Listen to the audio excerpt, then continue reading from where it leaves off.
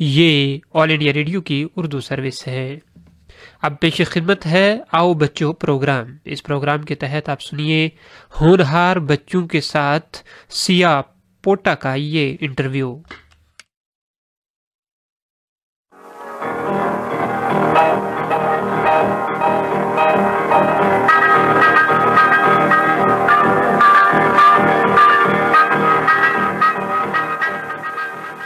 आओ बच्चों प्रोग्राम के तमाम नन्हे दोस्तों को नईम भैया का पुरखुलूस आदाब।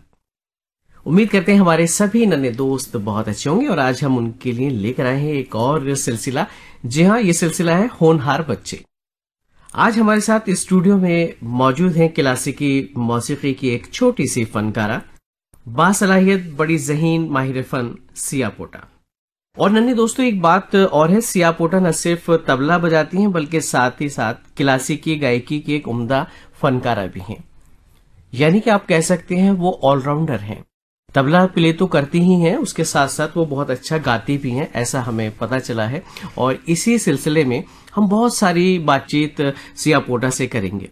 तो सबसे पहले सिया, हम आपका खैर मकदम करते हैं, वेलकम करते हैं, आपको खुशामदीद कहते हैं स्टूडियो में, और आप तशरीफ लेकर आए इसके लिए हम आपके शुक्रगुजार भी हैं।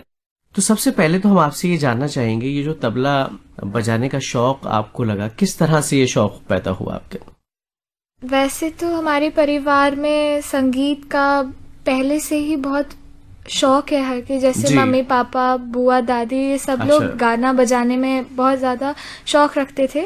फिर पापा को इसके चलते पापा ने मेरे को इस तबले की तरफ डाल दिया जब मैं 5 साल की थी जी।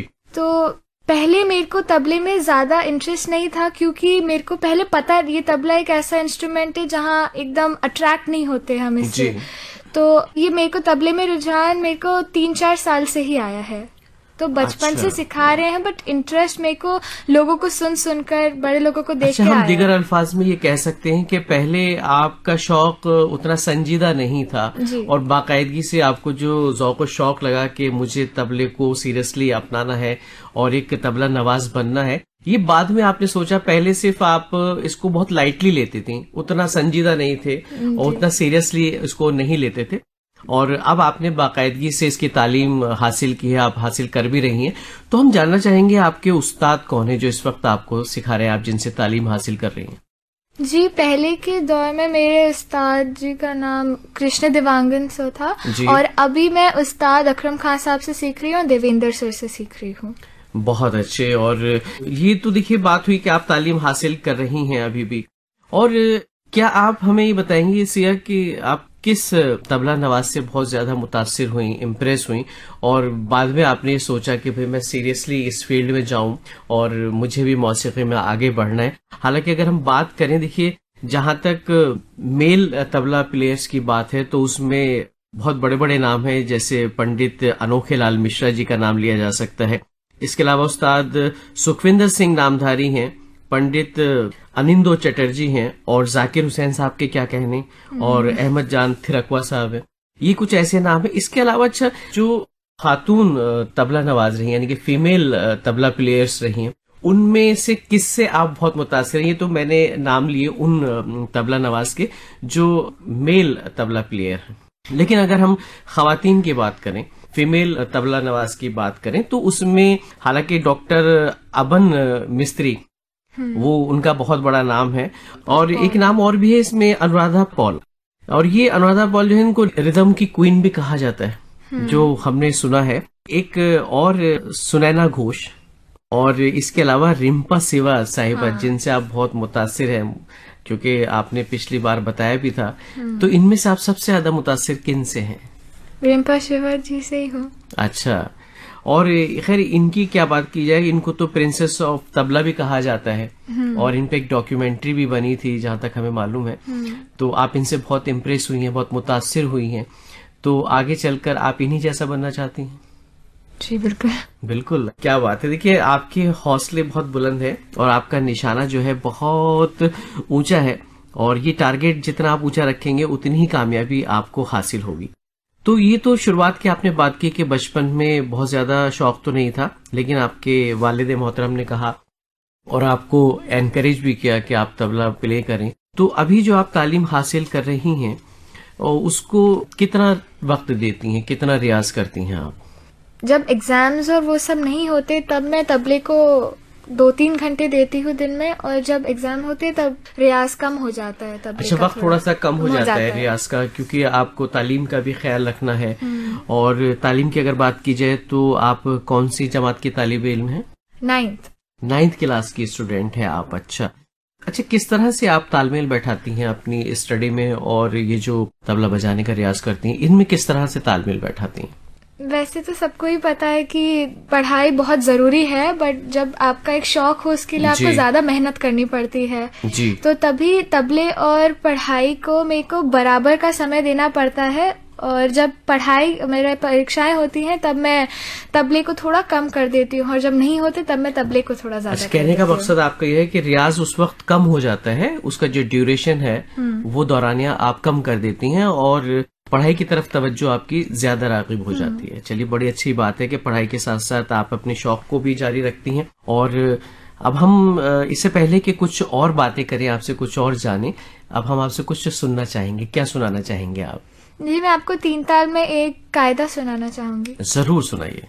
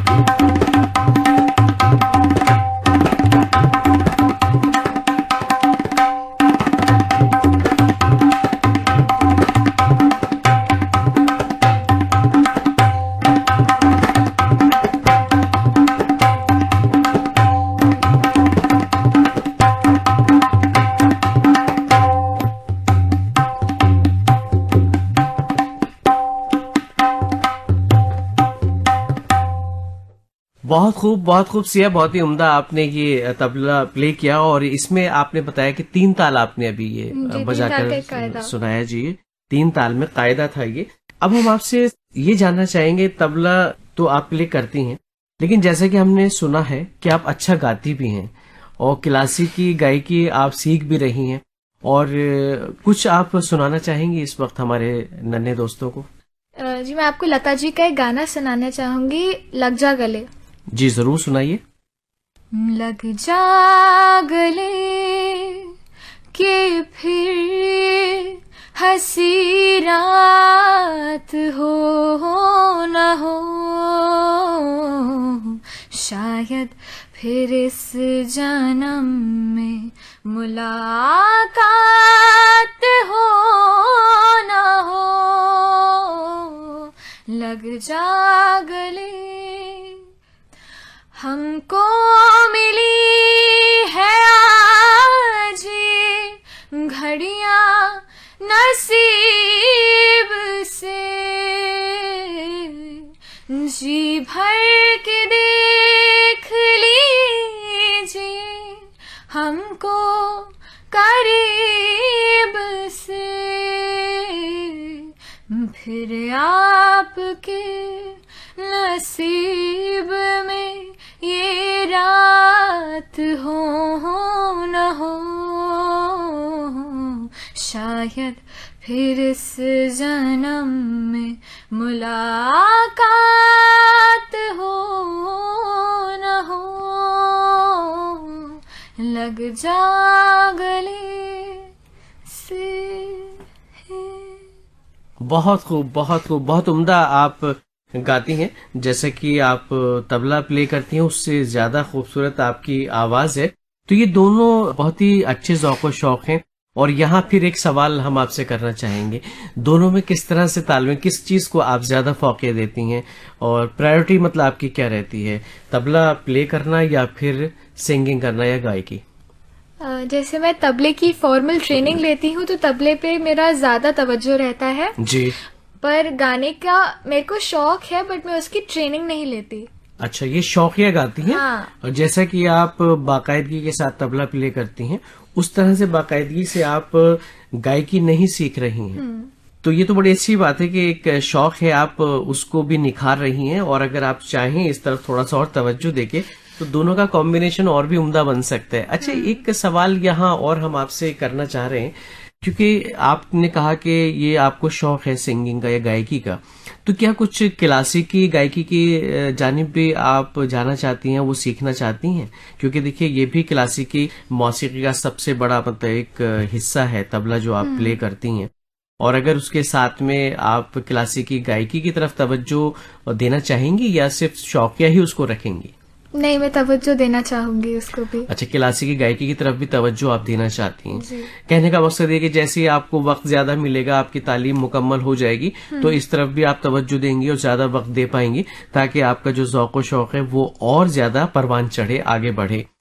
तो अब हम ये चाहेंगे कि कुछ आप हमारे नन्हे मुन्ने जो दोस्त हैं आप जैसे ही, वो भी सुनना चाहेंगे कुछ आपसे, तो क्या सुनाना चाहेंगे अब आप?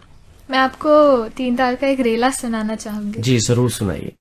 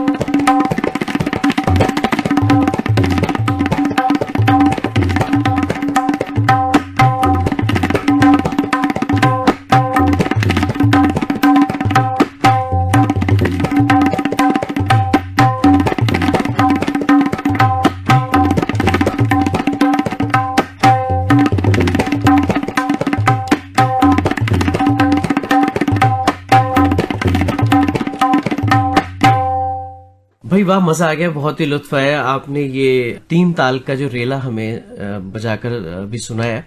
अच्छा, इससे पहले आपने 3 ताल में कायदा हमें सुनाया था, तो दोनों में रेला और कायदा जो है इसमें क्या फर्क है, कुछ आप बता सकती हैं? कायदे का मतलब होता है जिसमें पलटे हों अलग अलग। अच्छा। और रेले में भी पलटे होते हैं, लेकिन रेला का मतलब ही होता है बहुत तेज। जी। मतलब एकदम एक रेल की तरह, एक रिदम तेज हो जाती है उसकी, जो जी रफ्तार है, थोड़ा सा तेजी के साथ उंगलियां जो है थिरकती हैं तबले पर, आप ये कह सकते हैं। जी।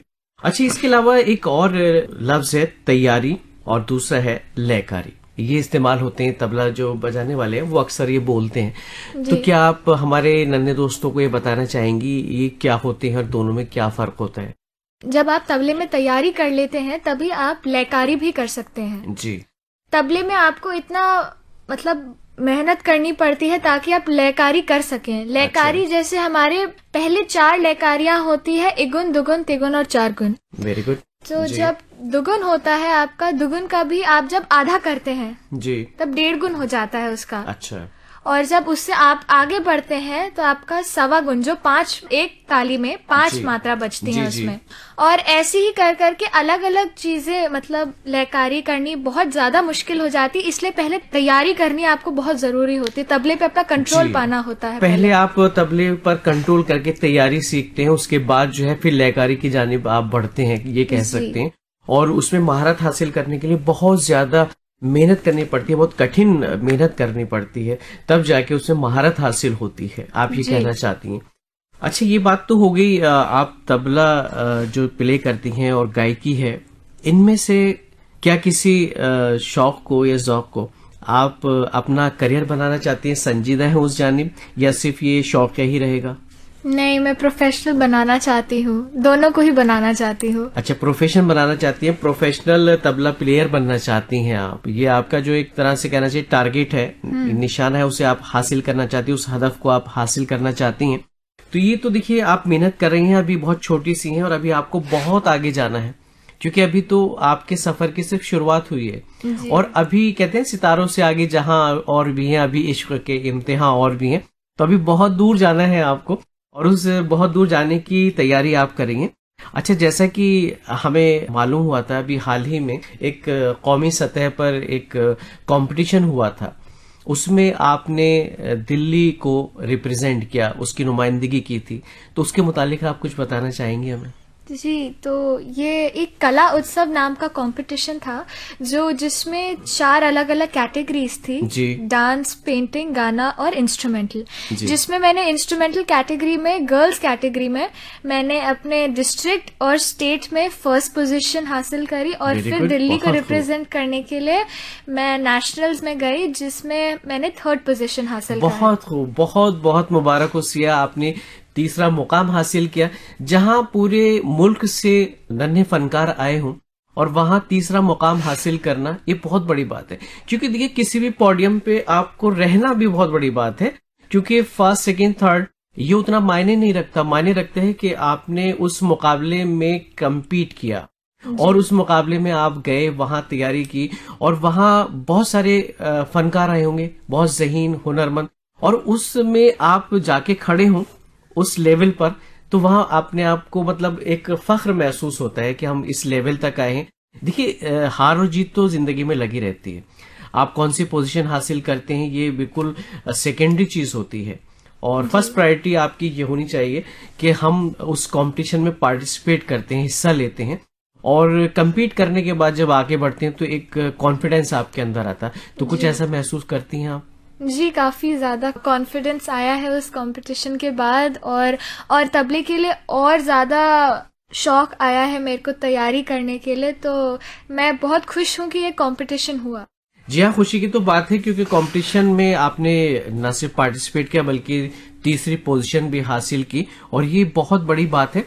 और इस पे आपके वालिदैन भी फख्र करते होंगे, और आपने न सिर्फ उनका नाम रोशन किया बल्कि दिल्ली का नाम रोशन किया, अपने स्टेट का नाम रोशन किया, और आगे हमें उम्मीद यह है कि आप बहुत बड़े पैमाने पर जाकर अपने मुल्क का नाम भी रोशन करेंगी। जब आप इंटरनेशनल लेवल पर जाएंगी, बैनुल अक़वामी सतह पर आप बहुत सारे मुकाबलों में जाएंगी और बैरून मुल्क का दौरा करेंगे आप, क्योंकि देखिए ये मौसीकी का जो मैदान है बहुत बड़ा मैदान है, बहुत वसी मैदान है, और इस फील्ड में आप जितना चाहें उतना आगे जा सकते हैं। ये आप पर ही इस बात का इन्हिसार है, आप पे डिपेंड करता है कि आप कितनी मेहनत करते हैं, कितनी तवज्जो देते हैं इस जानिब। तो ये तो बातें हो गई, देखिए तबला नवाजी और गायकी की बातें हुई। तो अब हम आपसे ये भी तो जानना चाहेंगे कि आपको इसके अलावा क्या ज़ौक़ शौक़ है, क्योंकि अभी आप बहुत बड़ी नहीं, छोटी सी हैं, और छोटे होने का मतलब है कि बचपना अभी भी आपके अंदर है।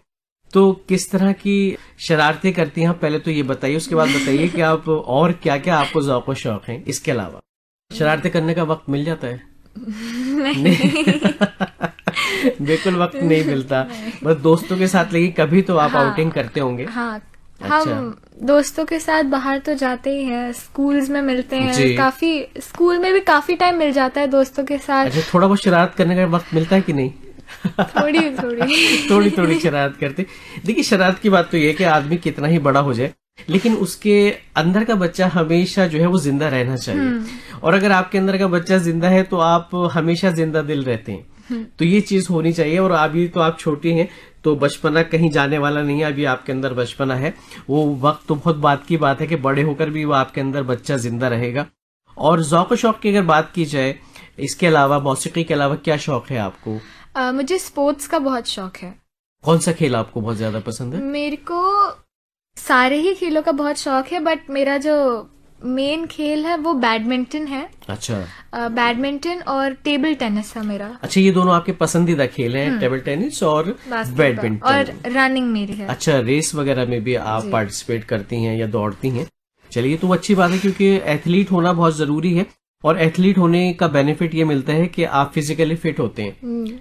कहते हैं sound mind in a sound body. तो जब तक आप फिजिकली फिट नहीं होंगे तो जहनी तौर पर भी उतने फिट नहीं हो सकते। और उसके लिए बहुत जरूरी है कि आप अपने आप को बिल्कुल फिट रखें। और जब आप फिट रखेंगे तो रियाज करने में भी आपको आसानी होती, आप ज्यादा वक्त दे सकते हैं, स्टेमिना आपका बहुत ज्यादा रहेगा। तो ये बड़ा इम्पोर्टेंट पॉइंट आपने बताया है। और खाने पीने की अगर बात की जाए तो आपको खाने में किस तरह का खाना ज्यादा पसंद है? जंक फूड इस्तेमाल करती हैं या उनको अवॉइड करती हैं? महीने में एक बार जंक फूड खाना इतना ऐसी छूट होती है मम्मी की जानिब से कि आज आप कुछ भी खा सकती हैं, ऐसा है? मम्मी तो हर बार ही टाल देती हैं, घर में खाना बना है तो वो खा ले तू। अच्छा। पर मैं बोलती हूँ कि मम्मा आज एक दिन खाने दो। फिर अच्छा, कभी कभी छूट मिल जाती हाँ, है, 1-2 बार मिल जाती है। चलिए, वंस ए वाइल वाली बात है तो उसमें कोई प्रॉब्लम नहीं है, कोई दुश्वारी नहीं होती। लेकिन हाँ, चूंकि आप एक फनकारा हैं और फनकार को बहुत कुछ कुर्बानी देनी पड़ती, सेक्रीफाइस करने पड़ते हैं, तो ये भी एक तरह का कुर्बानी ही है कि आप जो चाहते हैं, जो चीज पसंद है, आप उसको गिव अप कर देते हैं। कई बार आइसक्रीम खाने का बहुत दिल करता है, कोल्ड ड्रिंक्स पीने का दिल करता है, या कुछ ऐसी चीजें जो फ्राइड होती हैं, हमें नुकसान देती हैं, एक फनकार के तौर पे मतलब उसको नुकसान देती है। वैसे तो सब लोग सभी चीज खाते हैं, कोई परेशानी वाली बात या दुश्वारी नहीं होती, लेकिन चूंकि आपका फील्ड इस तरह का है तो उसमें बहुत सारी चीजें अवॉइड करनी पड़ती। तो कभी आपको ये सब चीजें छोड़ के थोड़ा सा बुरा लगता है या तकलीफ होती है? नहीं, उनकी जगह पे अलग अलग चीजें भी होती हैं, मतलब अच्छा, सब्स्टिट्यूट उनके अवेलेबल है, मुहैया है, तो मुतबादिल आप इस्तेमाल कर लेती हैं। चलिए, बड़ी अच्छी बात आपने कही। बच्चों, एक बात हम यहाँ ये कहना चाहेंगे आपसे, अपने नन्हे दोस्तों से जो इस वक्त बातचीत सुन रहे हैं सिया के साथ हमारी। देखिए, कुछ हासिल करने के लिए बहुत कुछ होना पड़ता है, यानी आपको कुर्बानियां देनी पड़ती हैं और तब जाके आप किसी काबिल बनते हैं।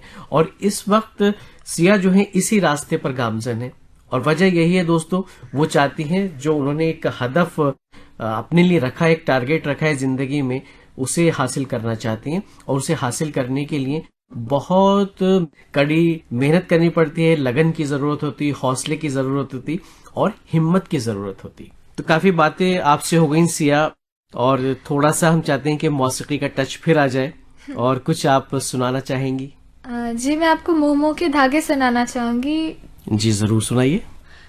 ये मोह मोह के धागे तेरी उंगलियों से जा उलझे, कोई टोह टोह ना लागे, किस तरह गिर ये सुलझे, है रोम रोम एक तारा, है रोम रोम एक तारा, जो बादलों में से गुजरे, ये मोह मोह के धागे तेरी उंगलियों से जा उलझे, कोई टोह टोह ना लागे, किस तरह गिर ये सुलझे। तू होगा जरा पागल, तूने मुझको है चुना, तू होगा जरा पागल, तूने मुझको है चुना, कैसे तूने अनकहा सब सुना, तू होगा जरा पागल, तूने मुझको है चुना,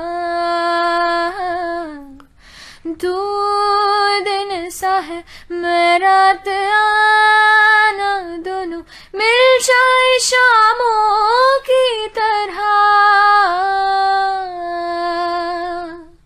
ये मोह मोह के धागे तेरी उंगलियों से जा उलझे, कोई टोह टोह ना लागे, किस तरह गिर ये सुलझे।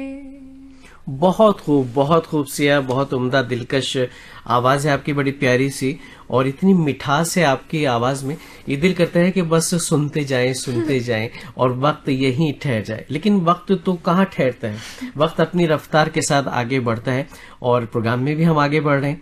आप कुछ बात करेंगे थोड़ा सा तबला नवाजी की। एक बात और, ये तबले में जो कहते हैं कि ठेका, ये क्या है, बताएंगे आप कुछ? ठेका अलग अलग प्रकार का होता है तबले में, जिसमें हम मात्राओं का यूज करते हैं जी। ठेके में हम जैसे 3 ताल हो गई, 3 ताल का ठेका 16 मात्रे का है जी। और जैसे रूपक ताल हो गई, झप ताल हो गई, इन सभी के ठेके अलग अलग मात्राओं के मात्राएं अलग अलग होती हैं। बिल्कुल जी। जैसे आपने कहा कि रूपक ताल में 16 मात्राएं होती हैं, और उसके अलावा अगर बात की जाए दादरा की तो उसमें भी 6 मात्राएं होती हैं, और उसके अलावा और है झपताल भी है। झपताल बड़ा मशहूर ताल है जी, उसमें थोड़ी सी ज्यादा मात्राएं होती हैं। नहीं, सबसे ज्यादा मात्राएं 3 ताल में होती हैं। 3 ताल में 16 होती हैं। झपताल में 10 के आसपास मात्राएं होती हैं। अच्छा, एक चौताल भी है। चौताल में 14 मात्राएं होती है। 14 मात्राएं होती हैं चौताल की अगर बात करें तो। अच्छा, इसमें बहुत सारे जो ताल हैं, ये तो ताल की बात हो गई, इनकी भी बाकायदा आपको तालीम दी जाती है जी? मतलब जो प्रैक्टिकली आप सीखती हैं तबला बजाना, उसके अलावा कुछ पढ़ने का या थ्योरी का काम भी होता है, वो बाकायदा आपको पढ़ने को दिया जाता है कि आप इनको याद कर लें या पढ़ लें, ऐसा है? हाँ, तबले की भी अलग अलग बुक्स आती हैं, जैसे ताल परिचय, भाग होते हैं उन सबके। तो जैसे मैंने तबले में 4th ईयर का एग्जाम अभी क्लियर करा है, और बस 2 साल के बाद, मतलब 2 पेपर्स के बाद, मतलब जब 6 साल आपके पूरे हो जाते हैं तबले में, तब आप एक BA कहलाते हैं तबले में, तब आप ग्रेजुएट हो जाते हैं तबले में।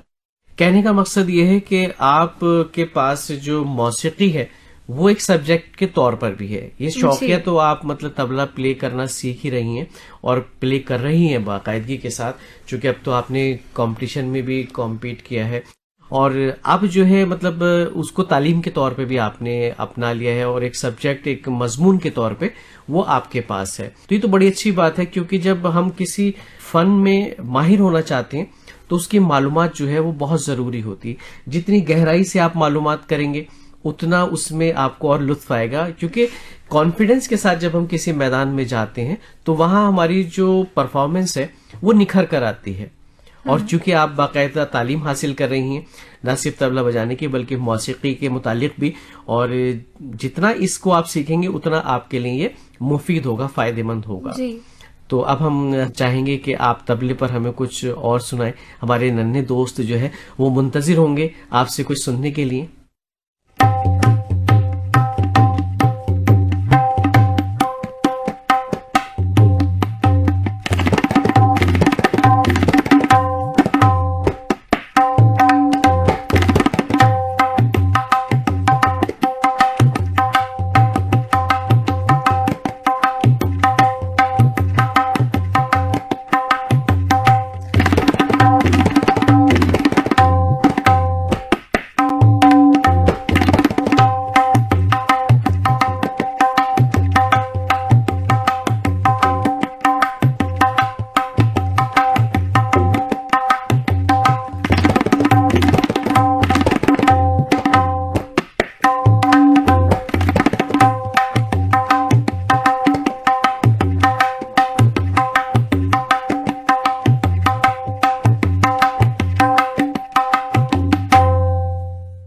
बहुत खूब सिया, बहुत उम्दा लगा और बहुत लुत्फ आया सुनकर। आपने जो अभी तबला प्ले किया, तो क्या प्ले किया था आपने, क्या बजाया था, ये बताना चाहेंगे आप?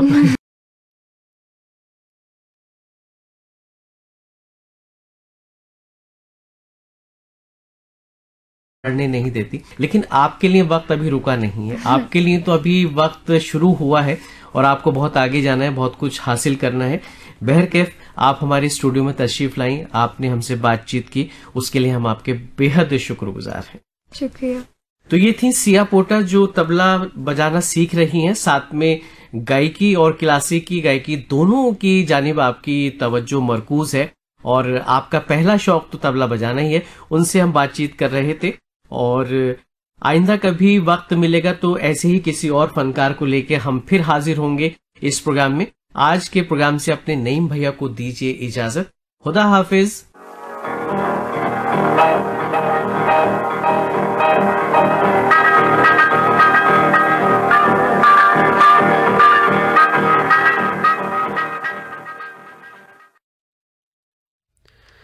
आओ बच्चों प्रोग्राम के तहत अभी आप सुन रहे थे तबला प्लेयर सिया पोटा से ये बातचीत।